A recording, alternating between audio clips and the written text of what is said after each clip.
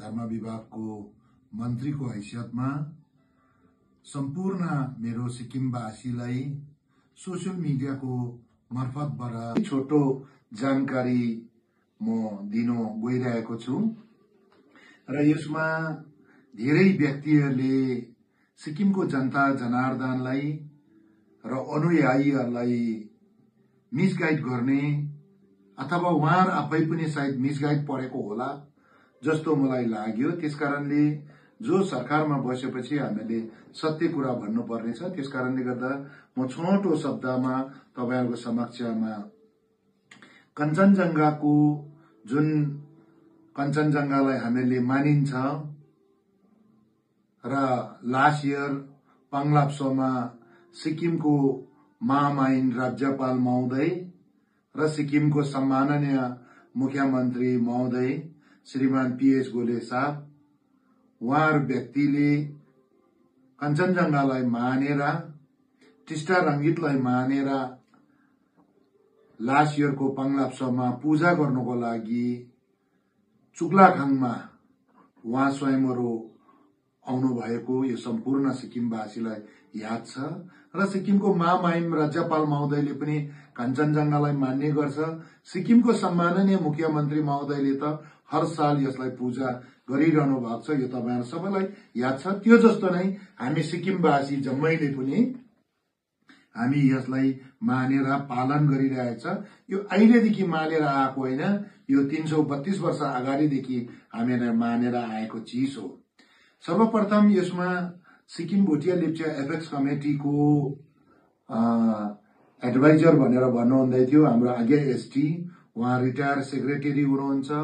उहाँ एकदमै सिक्किमको ज्ञानी व्यक्ति हुनुहुन्छ हाम्रो एसटी लेप्चा साहब। उहाँ एकदमै विद्वान हुनुहुन्छ।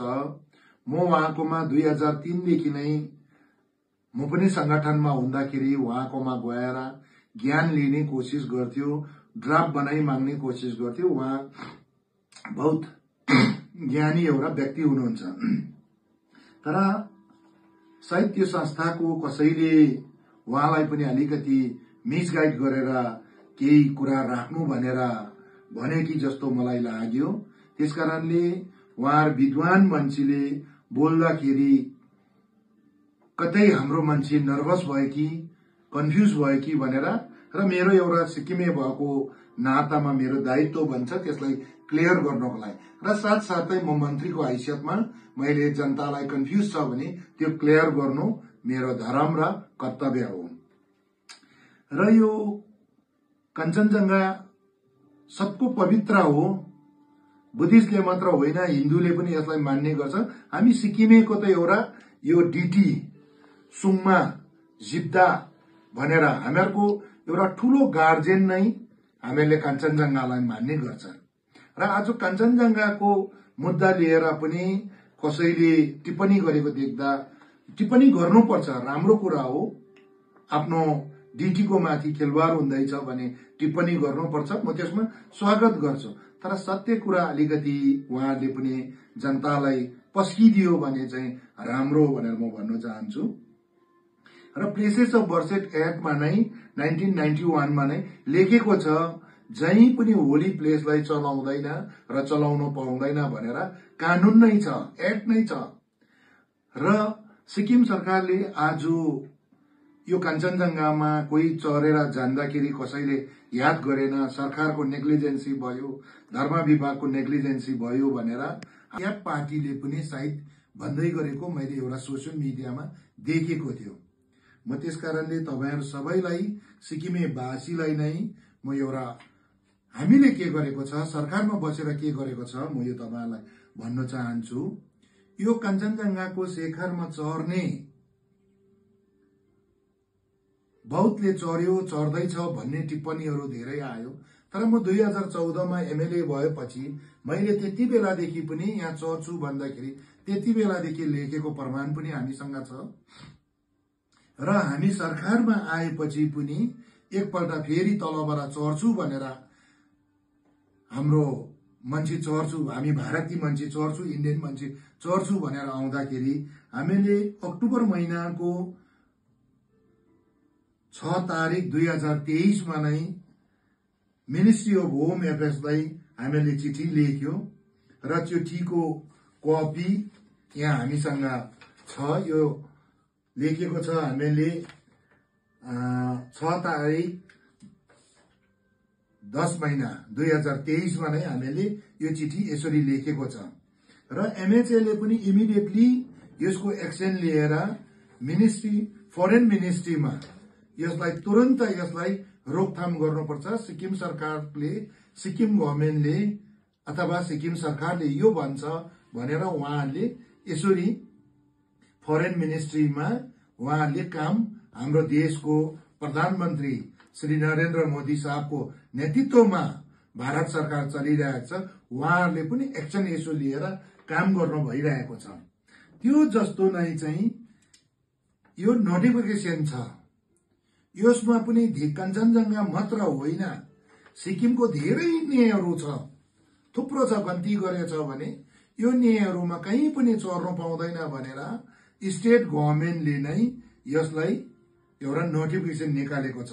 त्यसकारणले त्यहाँ कोही पनि सिक्किमबाट कोही पनि चरेको छैन। हाम्रो जति पनि आदरणीय आमा बाउ दाजुभाइ दिदीबहिनीहरूलाई तपाईहरुलाई कहीं कन्फ्युज भएको छ भने सिक्किमबाट कहीं पनि चरेको छैन र अहिलेसम्म कञ्चनजङ्घामा चाहिँ अब चरेको छ फेरि एउटा कुरामा। तर हाम्रो सिक्किमपट्टिबाट चाहिँ हाम्रो देश विशाल भारत देशको हामी भारतको 22 अंग भएर आज हामी 50 वर्षको गोल्डन जुबली मनाइरहेको छ। देशको प्रधानमन्त्री महोदय 29 तारिकको दिनमा सिक्किममा सिक्किम र सिक्किमेको निम्ति बधाई र शुभकामना दिनको लागि उहाँ आउनु हुँदैछ। तर उहाँहरूलाई पनि बदनाम गर्ने काम आज सिक्किममा 2-4 जनाले गरिरहेको छ।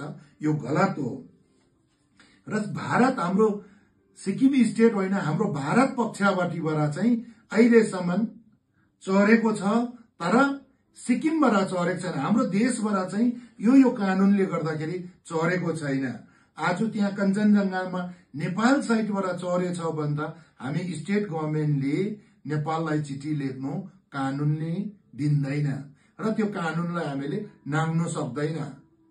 त्यसकारणले हाम्रो काम हो, सिक्किम गभर्नमेन्टको काम हो, हाम्रो देशको भारतको हाम्रो गृह मन्त्रीमा चिठी लेख्नु।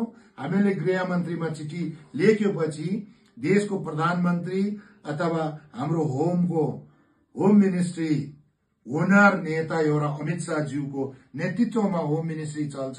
उहाँको मन्त्रालयबाट पनि इमिडिएटली फरेन मिनिस्टरलाई चिठी यसरी गइरहेको छ र हाम्रो विशाल भारत देशबाट चाहिँ अहिलेसम्म कञ्चनजङ्घामा कसैले चरेको छैन, अहिलेसम्म चरेको छैन, भविष्यमा पनि चर्ने छैन। यो डकुमेन्ट्सहरूले बताइन्छ। र नेपाल साइडबाट कतिजना चर्यो भन्दाखेरि चाहिँ 551 जना चाहिँ नेपालबाट अहिलेसम्म मान्छे चरेको छ र त्यसमा 62 जना चाहिँ हाम्रो भारत देशको अथवा आर्मी होस् अथवा कुनै पनि माथि हिमालमा चर्ने व्यक्तिहरू चाहिँ 62 जना चाहिँ चरेको छ। तर नेपालबाट चरेकोलाई चाहिँ सिक्किमबाट चर्यो भनेर यो एउटा हाम्रो अहिले फेसबुक माध्यममा न्यूजमा मैले देखेँ, सिक्किममा चलिरहेको म देख्छु र मलाई पनि भन्ने गर्छ कसैले मान्छेहरूले बुद्धगयामा चाहिँ बुद्धिस्टहरूलाई न्याय भएन, यस्तो भयो त्यस्तो भयो भनेर र भन्नु सबै कुरा स्वाभाविक हो। सबैले भन्नु पाइन्छ, सबैले हिँड्नु प्रोसेसन गर्नु पाइन्छ। प्रोसेसनमा कसैले रोकेको छैन। डेमोक्रेसीमा प्रोसेसन अस्ति हिँड्दै थियो, हिँड्नु पाइन्छ, सबै कुरो गर्नु पाइन्छ। तर यसलाई पनि अलिकति यसलाई कन्सन्ट्रेट गरेर हेरेर भन्नुपर्ने जस्तो मलाई लाग्छ। र बुद्धगया टेम्पल एक्ट भनेर 1949 एउटा एक्ट त्यति बेला एउटा एक्ट बनिएको छ र बुद्धगयाको इस्यु अहिले अब बिहारमा अथवा कहाँ यहाँ पनि भन्ने कुरा गर्छ। यसमा म धर्म विभागको यो हाम्रो केन्द्रको अथवा कुनै पनि स्टेटको सब्जेक्ट वा हामीले यसलाई स्टेटले इनिसिएटिभ लिन सक्छ। यो एउटा विशाल भारतको हाम्रो छिमेकी यहाँ अर्को स्टेट बिहार स्टेट हो। बिहार स्टेटमा इमिडिएटली हामीले गएर त्यहाँ केही गर्नु पाइँदैन। तर हिजो म स्टेटको एउटा धर्म विभागको मन्त्री भएको हैसियतमा हामीले बिहार गभर्मेन्टलाई एकैचोटि भनिहाल्नु, एक्सनमा आइहाल्नु मिल्दैन, किनकि आफ्नो आफ्नो स्टेटमा आफ्नो आफ्नो कानून छ। त्यस कारणले गर्दाखेरि मैले हाम्रो देशमा हाम्रो नर्थ इस्टको पहिचान र सिक्किमेलाई पढ्दाखेरि अथवा देशलाई नै पढ्दाखेरि बोल्नु हुने हाम्रो अनरेबल युनियन मिनिस्टर किरेन रेड्डीज्यू मेरो आफ्नो दाजु जस्तो, मलाई भाइ जस्तो माया गर्नुहुन्छ। दिल्लीमा जानुहुँदा म विपक्षीमा हुँदादेखि उहाँले मलाई अँगालेर भाइ जस्तो सम्हालेर हिँड्नुहुन्थ्यो र म त्यो मार्गदर्शनमा हिँडी पनि रहेको छु। मैले उहाँलाई इमिडिएटली उहाँ एउटा देशको युनियन मिनिस्टरको नातामा, उहाँ कुनै बुद्धिस्ट भएको नातामा मैले 1 तारिक 4 महिना 2025 मा नै बुद्धगयामा यस्तो हुँदो रहेछ र यसमा तपाईले केही एउटा हस्तक्षेप गरेर केही टिप्पणी गरिदिनुहोस् भनेर उहाँलाई मैले चिठी लेखेको थियो र उहाँले इमिडिएटली उहाँले आफ्नो हिसाबमा काम गर्नुभयो। त्यो जस्तो नै म चाहिँ एज अ स्टेट मिनिस्टर हुनुले गर्दा, सिक्किम स्टेटको मिनिस्टर हुनुले गर्दाखेरि मैले फेरि बिहार गभर्मेन्टको honourable chief minister Nitish Kumar ज्यूलाई पनि मैले चिठी लेखेर मैले त्यति नै बेला यसमा अलिकति हस्तक्षेप गरिदिनुहोस् भनेर मैले चिठी त्यसरी लेखेर पठाएको छु। त्यसकारणले गर्दाखेरि यो कतिवटा अर्को स्टेटको सब्जेक्ट हुनुले गर्दा हामीले यहाँनिर तुरन्त केही गर्नु मिल्दैन र यसमा पनि यस्तो छ, यसमा जो आएर भन्दा, जो आएर कराउँदा हुने चिज होइन। यसमा पनि एउटा पहिल्यैदेखि हामीले कुनै कुरा बोल्दाखेरि पनि एज अ मेन मन्त्री भएर बोल्दाखेरि यसलाई राम्रो चालले मूल्याङ्कन गरेर बोल्नुपर्ने हुन्छ। यहाँ पनि 12 वर्ष अगाडिदेखि नै एउटा बन्तेले केस गरिरहेको रहेछ।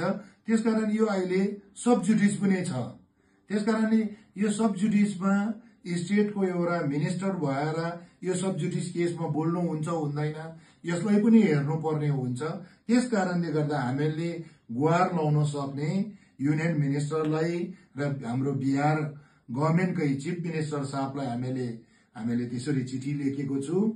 सायद सुप्रिम कोर्टमा यो 12 वर्षसम्म तन्केर गएको केस चाहिँ यो सायद यो महिना मरेर अर्को महिनामा 28 तारिक सायद फाइनल जजमेन्ट पनि हुन सक्ला अथवा केस त्यहाँ छ। त्यसकारणले गर्दा अनरेबल सुप्रिम कोर्टमा भएको चिजलाई हामीले टिप्पणी गर्न मिल्दैन। हिजो म धर्म विभागको मन्त्रीको हैसियतमा म पनि हर साल बुद्धगया जान्छु र त्यसमाथि अहिले त बुद्धगया कस्तो बनाइरहेको छ, हामी सिक्किमको अनुयायीहरू जान्दाखेरि बस्ने वर्तमान सरकार श्रीमान पीएस गोले साहबको नेतृत्वमा चलेको सरकारले हाम्रो सिक्किम टेम्पल कस्तो बनाइरहेको छ तपाईलाई थाहा भएको चिज हो। त्यसकारणले यो सब जुडिस छ, अनरेबल सुप्रिम कोर्टमा केस छ।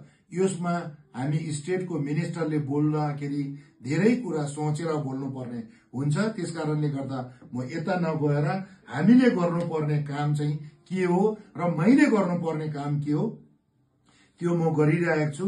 यसमा कुनै पनि अनुयायीहरू कन्फ्युज छ भने यसमा कन्फ्युज नभइदिने म तपाईहरुलाई नम्र निवेदन गर्न चाहन्छु। धन्यवाद। थुजिछि आचुले।